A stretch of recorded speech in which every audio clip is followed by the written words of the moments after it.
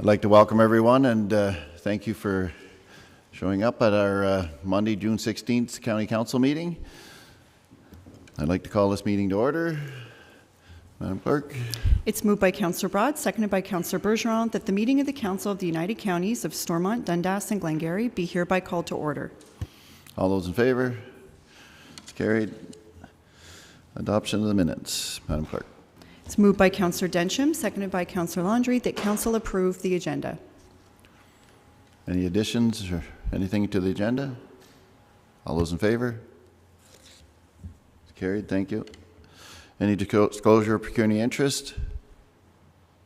Seeing none. Minutes for May 20th, May 27th. It's moved by Councillor MacDonald, seconded by Councillor Broad, that the minutes of the meetings, including the in-camera minutes of the Council of the United Counties of Stormont, Dundas and Glengarry, held May 20th and May 27th, 2025, be adopted as circulated. Any errors, omissions, anything anybody noticed? All those in favor? It's carried. And 5.1, financial statements. Ms. Russell's going to introduce.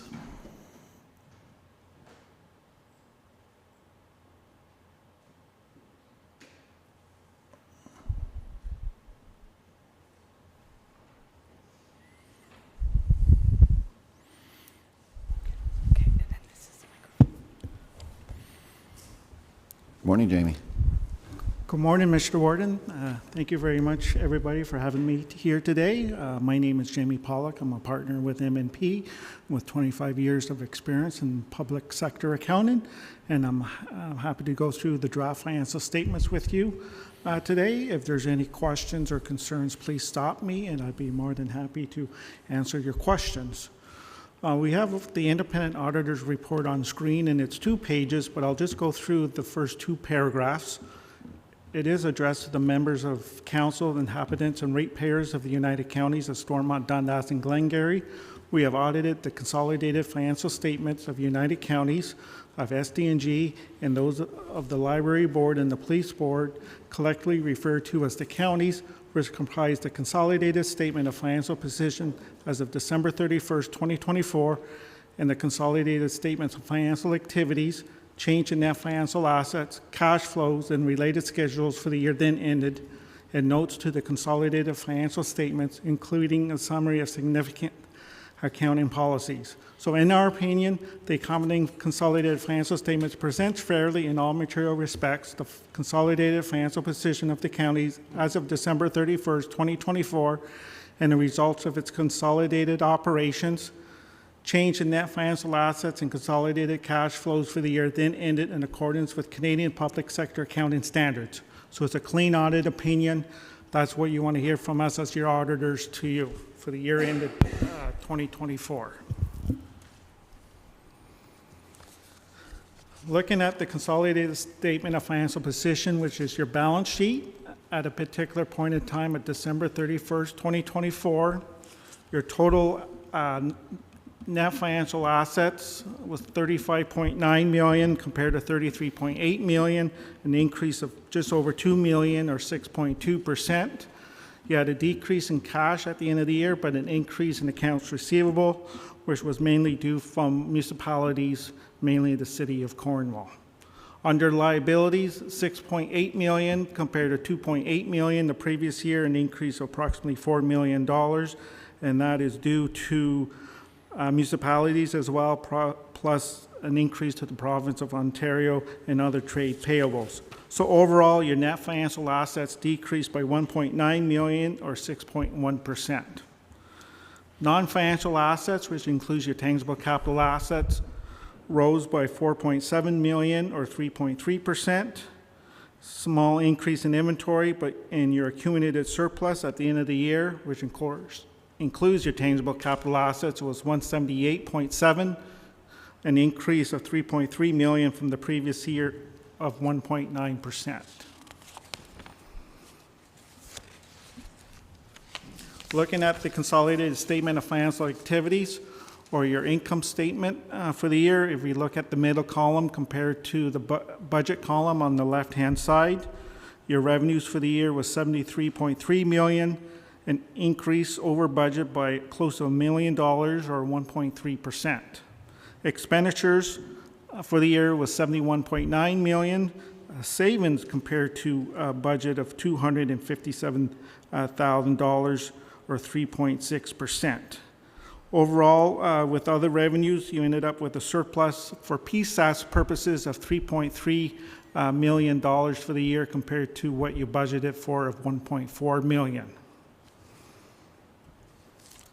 What's not on the statement of income statement shows the purchases or acquisition of tangible capital assets. So if you look at the middle column, we take the surplus for the year for PSAS purposes of $3.3 million. You add back your amortization, which is a non-cash item, of $12.4 million. Decrease your acquisition of TCAs of $17.7 million. Leads you to overall decrease in net financial assets of $1.9 million. What's not shown on this page is the reserves that you use for the year. So if you add back the reserves that you utilize of $4.6 million, plus the change in inventory and prepaid expenses, which you incur anyways, it comes up to what your surplus is for operating purposes for the year, which was $3,312,463.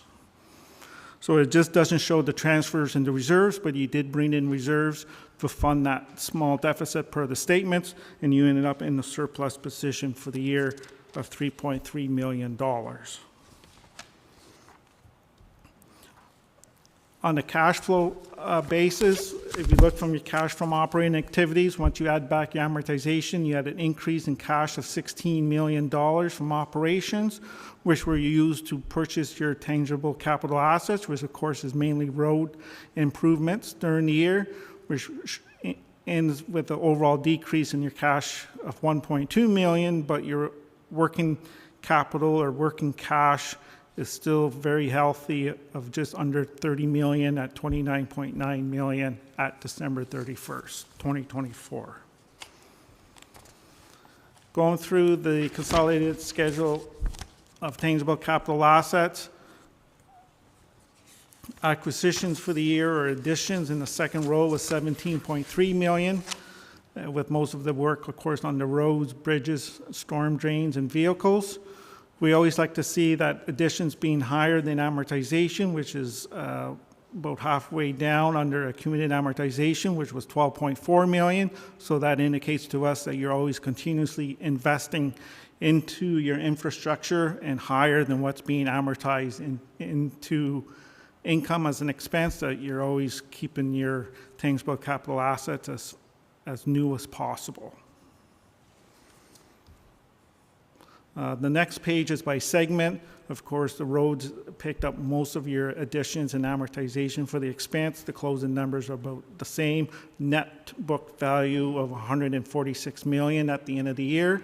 Just remember, these are for accounting purposes only. It's your historical cost, less your accumulated amortization.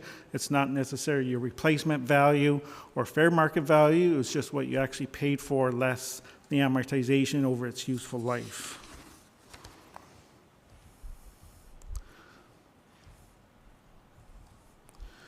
The next page is the breakdown of your accumulated surplus. For operating surplus, your closing balance is $424,000 compared to $633,000, and that is your library and police services board surplus that's being carried forward. Your reserves at the end of the year was $31.5 million compared to $32.7 million. Overall small decrease in the year. But when you look at your total operating expenditures, your reserves compared to your expenditures for 2024 was 44%. We always like to see you in the range of 25 to 50, so you have very strong, healthy reserves in place.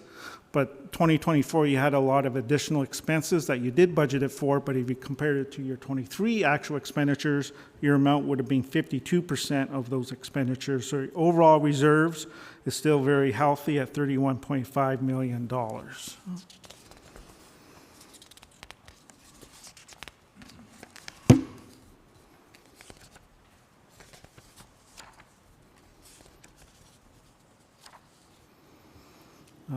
Note 8 shows kind of the breakdown of expenses by object for the year. As compared to budget in previous year, there was additional expenses compared to last year, but compared to budget, you actually were in the savings of $2.5 million. Most of those savings was under third-party transfers in the year, combination with social services and with roads department. Note 9 is kind of a breakdown of the operating surplus, how we get from the financial statements to your operating budget and your surpluses. Obviously, you balance for a balanced budget each year. And how does your actual results compare to your balanced budget? Well, we kind of go through the financial statements in the middle column. We include your transfers in from reserves that was used for operations in capital. We deduct your acquisition of tangible capital assets, but then take off the amortization expense, leaves you with an operating surplus of $3.1 million. And then once you back off the changes for the police and library board, your overall operating surplus for the counties was $3.3 million.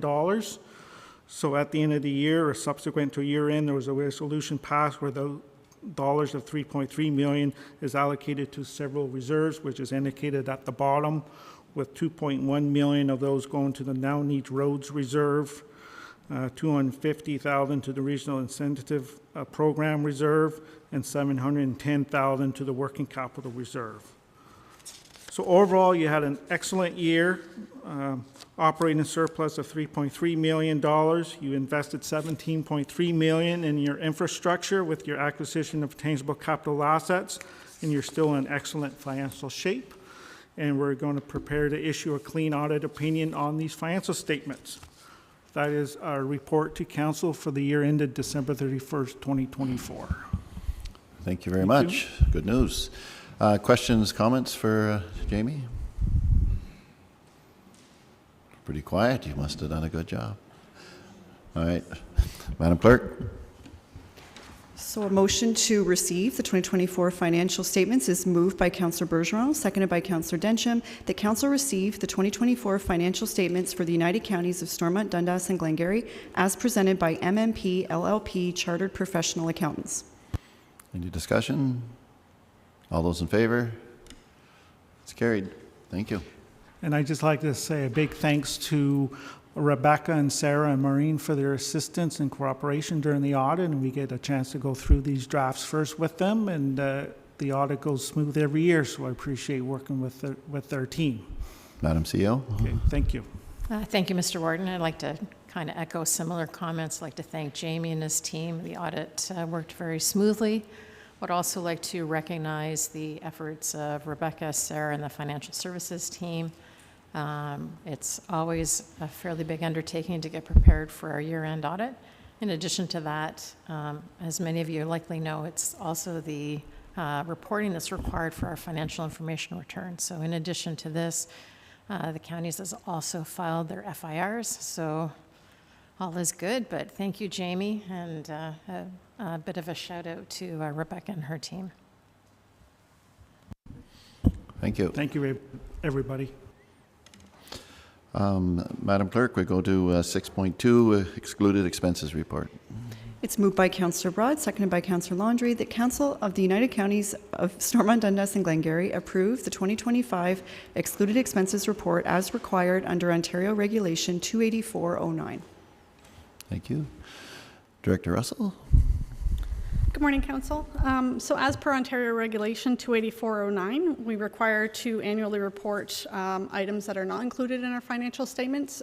Those would be non-cash items, such as amortization, post-employment benefits, and landfill closure costs. We don't have landfill closure costs, so mainly this report is reporting on the non-cash item of amortization. And based on the 2025 budget, this is what the auditors would require on our financial statements to ensure that we include the proper acquisitions, disposals, budgeted amortization. Thank you. Questions, comments? Seeing none, all those in favor? It's carried. 6.3, setback at 20 342, SDG County Road 24. Madam Clerk? It's moved by Councillor MacDonald, seconded by Councillor Densham, that the Council of the United Counties of Stormont, Dundas, and Glengarry approve a setback of 27 meters from the center line of Civic number 20342, County Road 24, Concession 6, Part Lot 38, Registered Plan 14R5315, Part 1, to facilitate the construction of a garage and authorize transportation services to issue a revised setback permit, SB 2025-11, to recognize the same. Thank you. Director Luck? Good morning. So the existing setback bylaw allows transportation services to grant setbacks from county roads with a minimum of 30 meters from the center line of the road. This subject property is located at the southwest corner of the intersection of County Road 24 and County Road 34 in Lagan. It comprises 2 residential dwellings, both accessed via shared driveway at 2340 and 2342 County Road 24. The property at 2342 faces several site constraints affecting the placement of a proposed detached garage. These include the proximity of the Rigaud River floodplain to the south, the septic system to the east, and a drilled well to the west. Due to these limitations, the owner has submitted a request for a reduced setback of 27 meters from the center line of County Road 24 to allow for the construction of a detached garage. Council approval is required to permit the requested setback. Thank you. Questions, comments? Seeing none, all those in favor? It's everybody, it's carried, thank you. Tenders and quotations, 2025-55 432 culvert lining tender. Madam Clerk. It's moved by Councillor Bergeron, seconded by Councillor Landry, that the Council of the United Counties of Stormont, Dundas, and Glengarry accept the joint tender from Aqua Drain Sewer Services Incorporated for culvert lining at their unit prices totaling $665,960.35 plus HST. The joint tender includes the following: United Counties of SDG, $496,597.05, and the City of Cornwall, $169,363.30, and that the Manager of Capital Works Roads be authorized to sign all necessary documents to give effect to the contract. Thank you. Mr. Grant?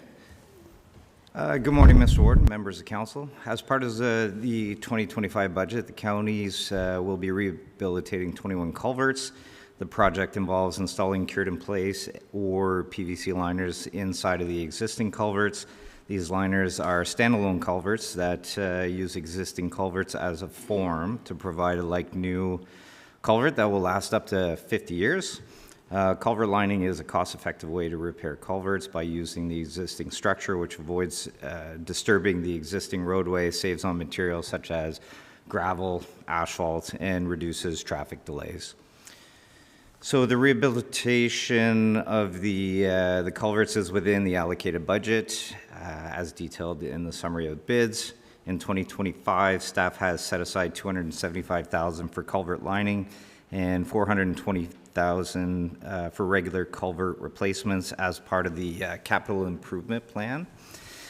An additional $78,654.25 is budgeted for routine maintenance. Altogether, the total budget is $773,654.25 with a projected surplus of $243,317.09.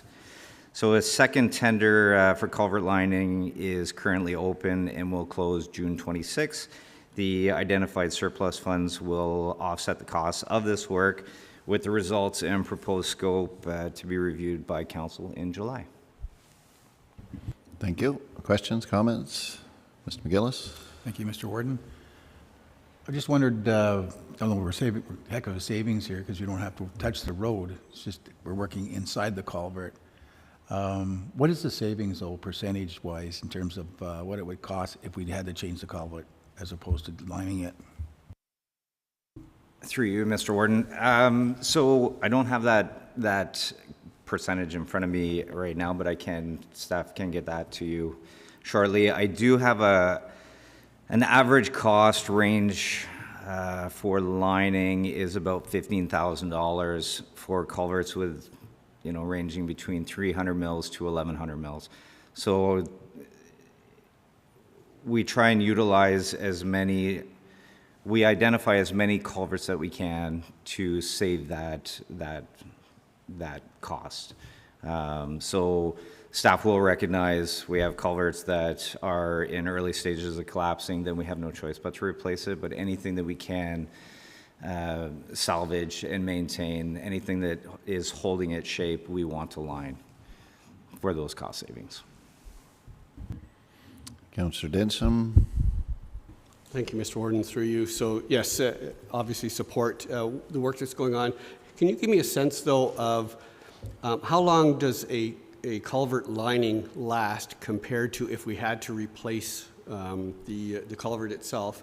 And the second question is, if we line a culvert, does that mean it's likely not going to be lined again in the future? That is, it will have to be replaced, and how are we looking long-term in terms of projecting out how we manage culverts over the long term?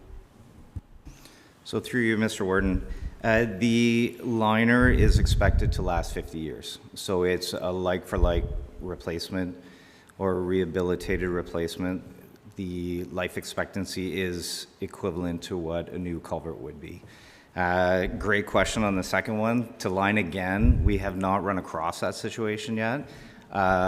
Again, it would still be utilized as a form. The only concern would be flow capacities. So if we get to a point where we're not accommodating those flows, then we would have to replace and go back to a larger size culvert.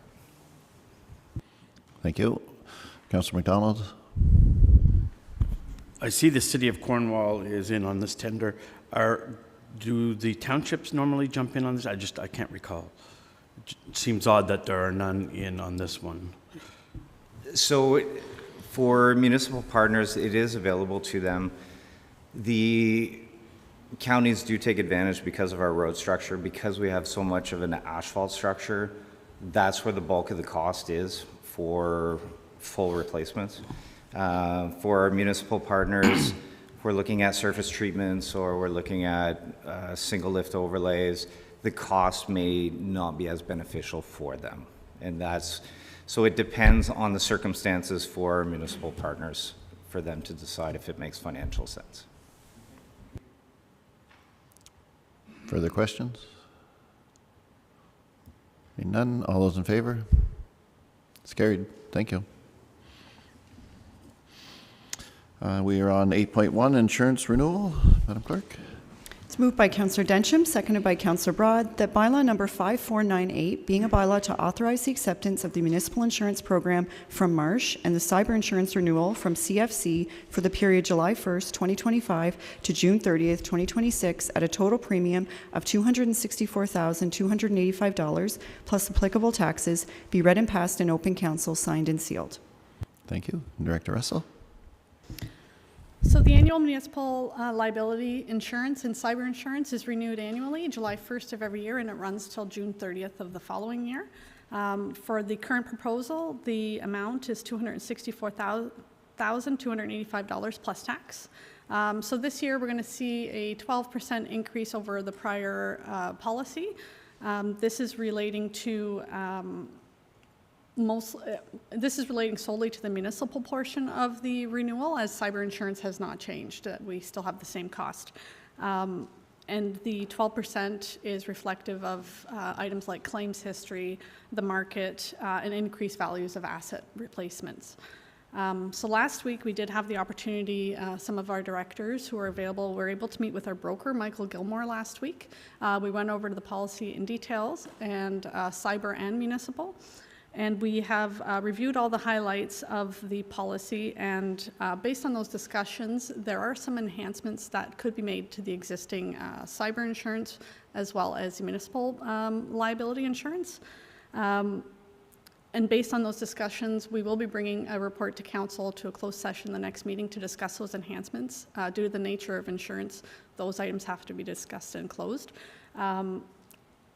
And we will discuss with council what they would like to see, if they would like any enhancements to the existing policy. For now, we would like to ensure renewal is processed in a timely manner. So we recommend accepting the current proposal and discuss enhancements at the next meeting, as they can be done at any time throughout the policy term. Thank you very much. Questions? Councillor McGillis? Thank you. This increase of 12%, was it expected? And is it compared to what is happening to other municipalities in the SDG? So I did expect an increase of this amount, so it is included in our 2025 budget. We won't have any overages in our budget with this renewal. As for other municipalities and counties in seeing insurance increases, this is somewhat like of a normal increase of what people are seeing. Our assets and our business operations is slightly different than those of, local municipalities or other counties that offer, homes for the aged and EMS services and things like that. So we've often benefited from lower increases. Last year we were at 6%. We were estimating more of 15% last year, so we were pleasantly surprised.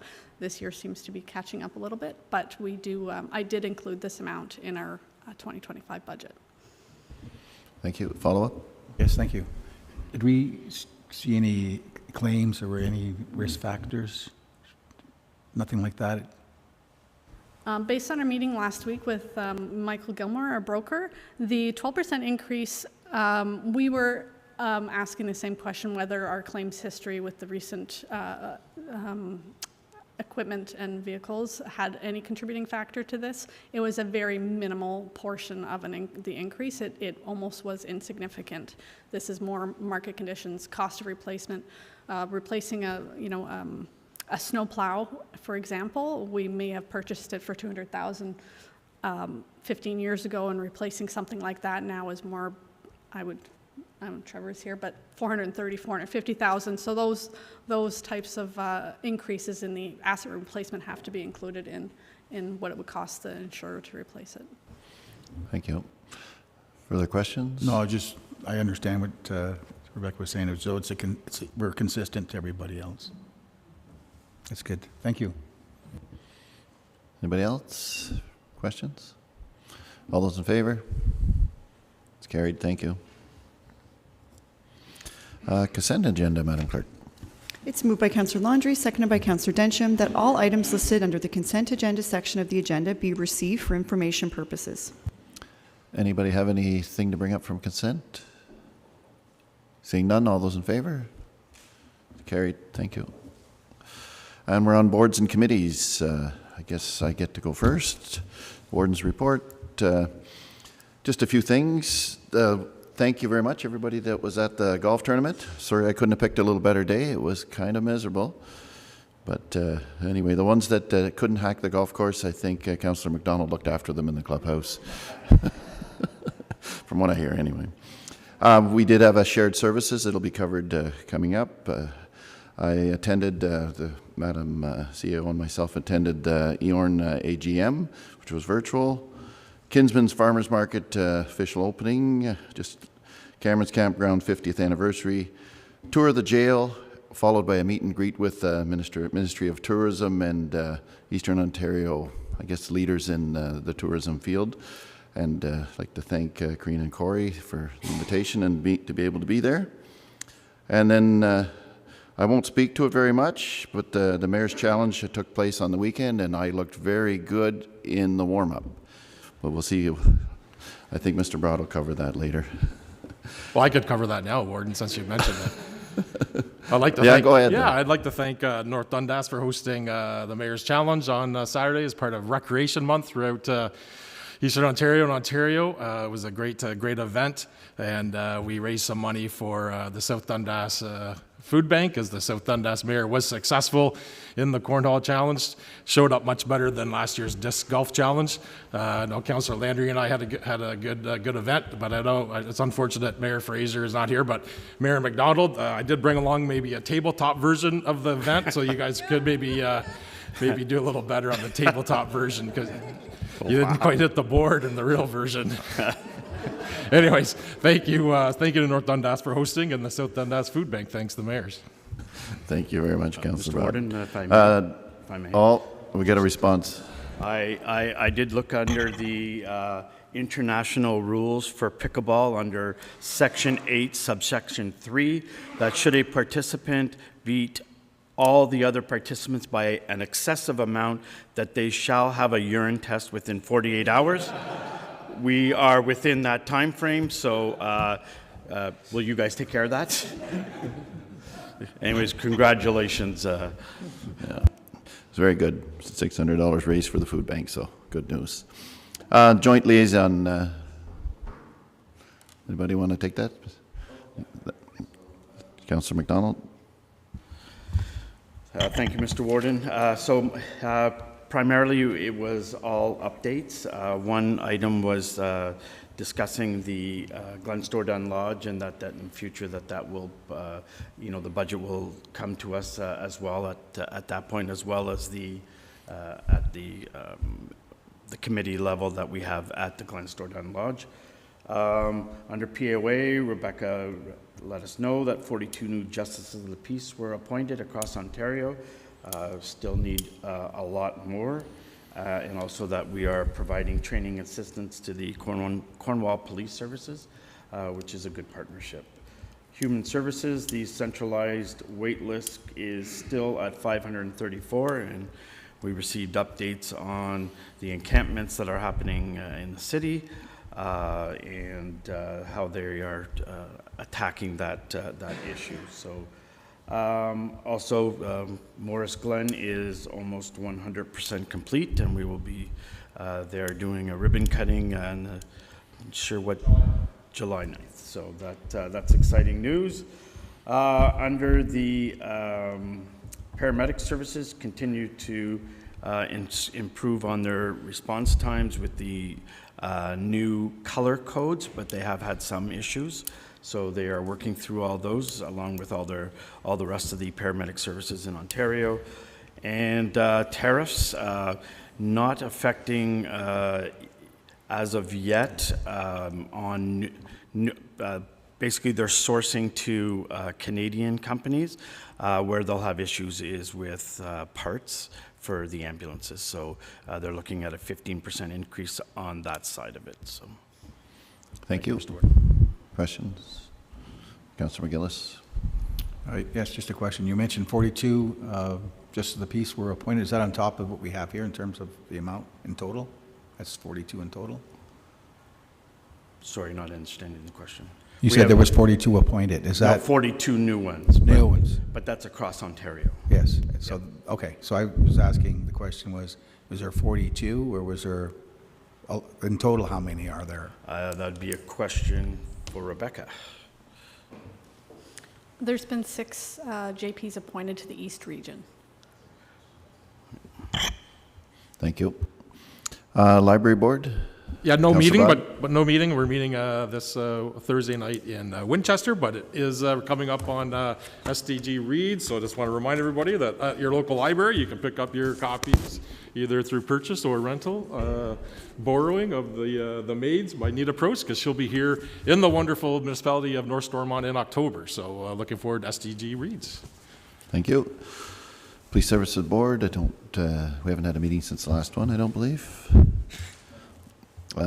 Eastern Ontario Health Unit, no meeting. Glenstore Dunn Lodge. Meeting on Wednesday morning. Okay. St. Lawrence River Institute. Thank you, Mr. Warden. Through you, we had a special meeting last week and we awarded a tender for the build of a new laboratory at the River Institute. So that construction for that should start in the next few weeks. Additionally, we had our AGM, and I just wanted to note who the officers are for next year. The chair will be Mike Pescott, Vice Chair Caitlin Russell, and Secretary Scott Lucky. Thank you. Any questions? No. South Nation Raising Source Water Protection, no meeting. Municipal Advisory, Tony's not here. Regional Incentives Program, nothing. Rural Education Committee, nothing. Social Development Council, nothing. Forest Working Group, there's nothing. Border Mayors Alliance, Councilor Yeah, Todd. quick update. We've been meeting bi-weekly. Over the last 2 meetings, we've had the vice presidents of Canadian Manufacturing Alliance as well as Tourism Canada with their strategic plans, shared their plans, which I'd like to pass on, which I will this week pass on to all the mayors and the councils within the municipality. And it could be something that we could look at what they're advocating for in our strat plan going forward. So I think it's a good link to see where these bigger groups are looking for our help with MPs or MPPs within other governments. So I'll pass that pieces on. Thank you. Any questions? No. And that's it. We're on key information. Madam CEO. Thank you, Mr. Warden.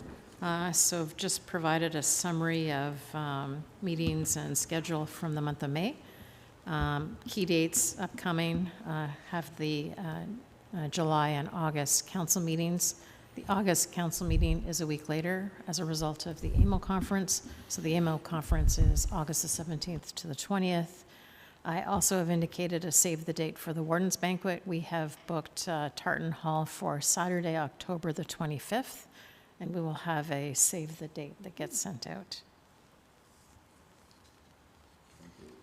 Oh, and perhaps if I could also wanted to mention that for the August 25th meeting, we will have a barbecue following that council meeting, and we'll also do our employee recognition awards during that meeting. Thank you. Any questions, CEO? Thank you very much. And I think if I go through here, I think we're at move to go in camera. Madam Clerk. It's moved by Councillor Broad, seconded by Councillor McDonald, that council proceed in camera pursuant to Section 239(2)(c) of the municipal a proposed or pending acquisition or disposition of land by the municipality or local board for a property acquisition matter. Thank you. All those in favor? It's carried.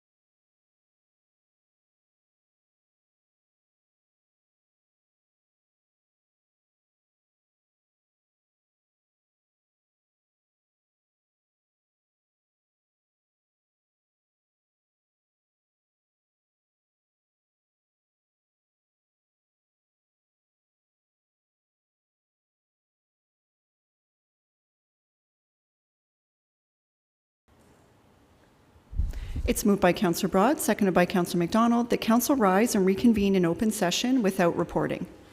All those in favor? It's carried. Madam Clerk?